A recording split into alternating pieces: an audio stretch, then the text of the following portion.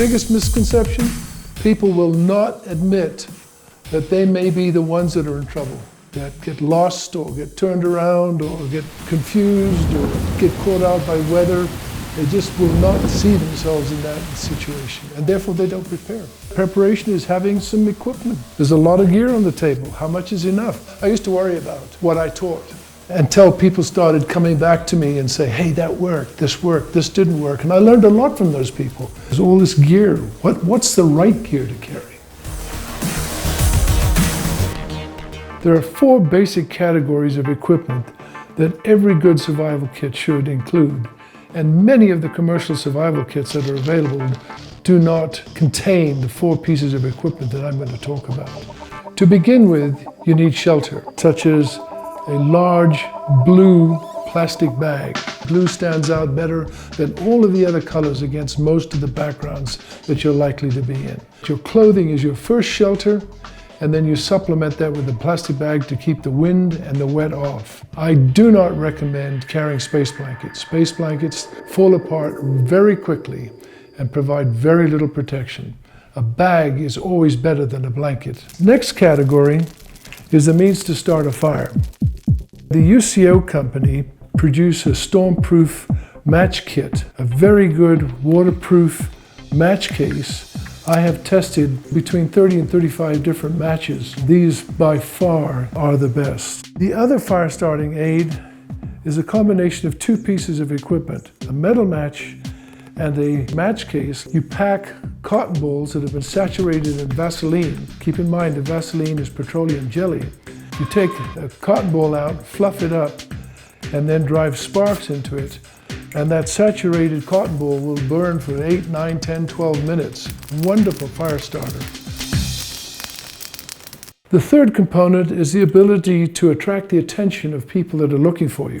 The Whistles for Life is the best whistle that I can find on the market. The threshold that I'm looking for is anything that produces a sound that exceeds 114 decibels.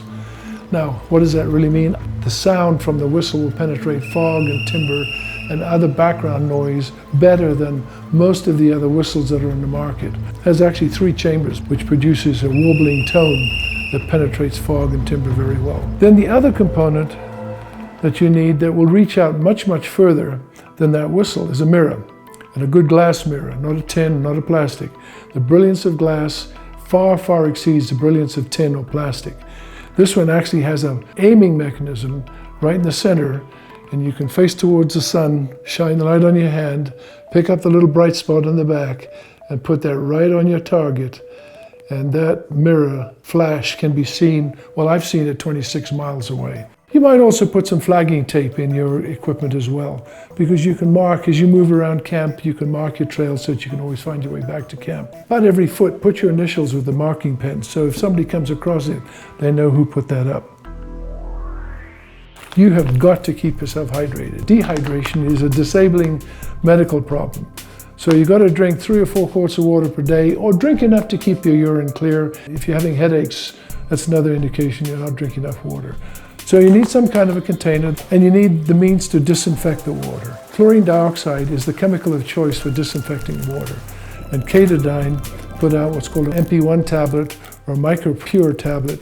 1 tablet per liter of water works wonderfully for disinfecting your water sources.